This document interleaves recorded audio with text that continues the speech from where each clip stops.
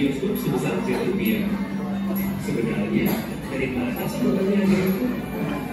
Dari sekian banyak faktor yang mempengaruhi harga, kali ini kita akan membahas salah satunya, yaitu hukum permintaan dan penawaran. Pernahkah Anda mendengarnya? Secara umum, istilah permintaan bisa diartikan sebagai jumlah barang atau jasa yang diinginkan atau dibutuhkan oleh pelanggan. Sedangkan istilah penawaran diartikan sebagai jumlah barang atau jasa yang tersedia di pasar. Lalu, maksudnya hukum permintaan dan penawaran itu apa? Kira-kira contoh sederhananya seperti ini. Misalnya, Anda bayangkan diri Anda sebagai penjual susu murni. Anda mempertimbangkan berbagai ongkos dan keuntungan yang ingin Anda peroleh. Anggap saja Anda menjualnya dengan harga Rp5.000. Orang-orang mulai berdatangan membeli susu murni di kedai Anda. Dari anak sekolahan, ibu-ibu arisan, sampai bapak-bapak yang hobinya festival. Namun, karena sudah habis terjual, orang-orang jadi pindah mencari susu murni di kedai pesaing Anda. Wah, ternyata pesaing Anda pasar harga di Rp6.000 dan masih laku juga. Coba kalau Anda nggak kehabisan susu murni, Anda pasti masih bisa jualan, bahkan menambah keuntungan Anda.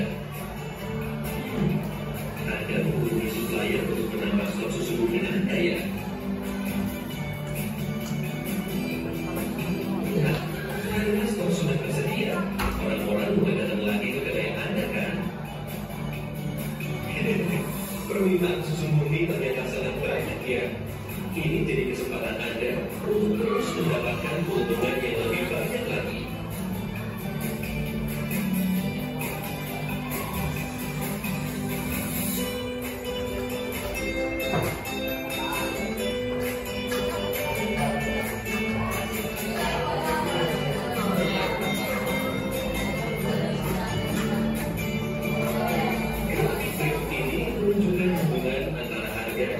Penawaran dari sudut pandang pengusaha.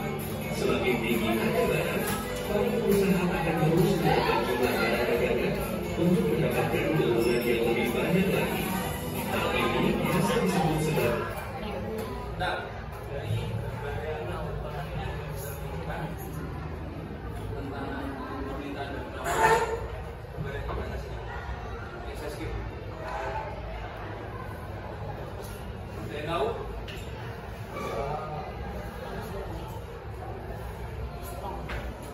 belakang. Oke, jadi maksud dari ini adalah semakin tinggi, semakin tinggi harga, maka barang yang diinginkan juga akan semakin banyak. Sebaliknya, semakin murah barang, maka permintaannya akan semakin tinggi. Jadi, oke, ya. Sini kita akan berkali-kali. Oke, kurva penawaran. Tapi di suatu titik, bila harga barang terlalu tinggi, banyak orang yang jadi tidak mampu untuk membelinya.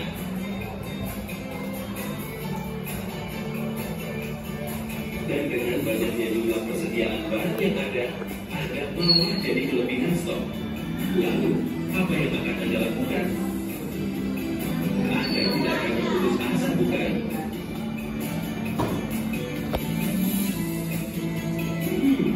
Sepertinya menjual dengan harga lebih murah lebih baik daripada tidak ada penjualan sama sekali, bukan?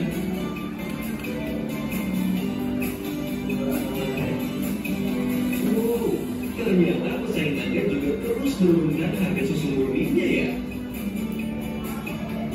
Karena penjualan Anda semakin banyak, persediaan susu murni Anda semakin sedikit. Berarti saatnya untuk menambah stok susu murni Anda lagi nih.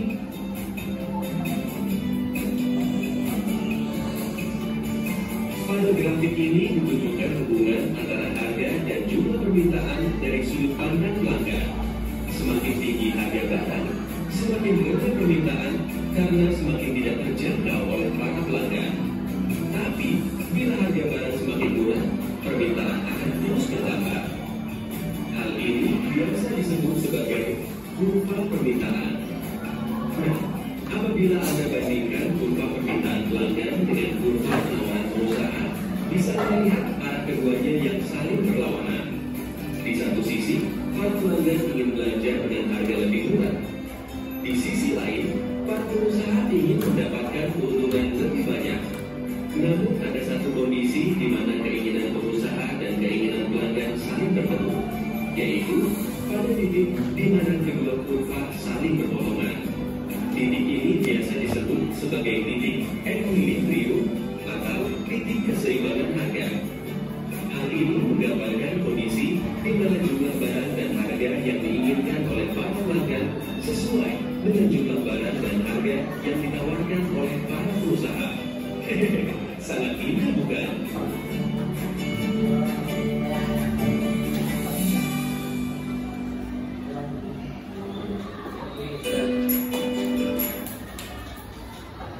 Kita kembali ke hukum penawaran dulu. Jadi hukum penawaran tadi adalah oke, saya jelaskan lagi. Jadi penawaran itu dapat diartikan sebagai banyaknya barang atau jasa yang tersedia dan dapat ditawarkan oleh produsen kepada konsumen pada setiap tingkat harga selama periode waktu tertentu. Contoh nyatanya begini, di daerah rumah saya di Banyuwangi saat ini sedang panen raya buah naga. Otomatis stok buah naga itu kan pasti akan melimpah. Nah, dari stok yang melimpah tadi itu akan mempengaruhi yang namanya harga.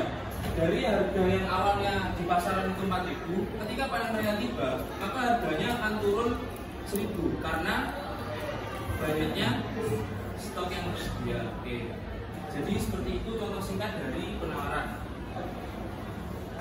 Oke, dari permintaan dan penawaran barusan, apa masih ada yang ditanyakan? Sudah bagus semua? Yakin?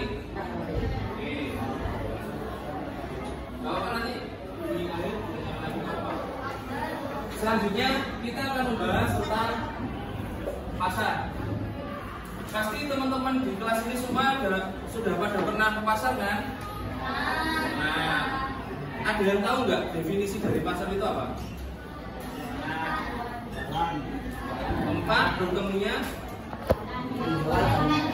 konsumen dan produsen. Oke, kalau pengertian lebih jelasnya itu adalah pasar merupakan tempat bertemunya penjual dan juga pembeli. Dari pasar sendiri terdapat 3 fungsi. Yang pertama ada fungsi distribusi, oke. Yang kedua fungsi pembentukan harga, dan yang terakhir fungsi promosi. Yang dimaksud dengan fungsi distribusi apa? Ada yang tahu anak-anak? Gimana?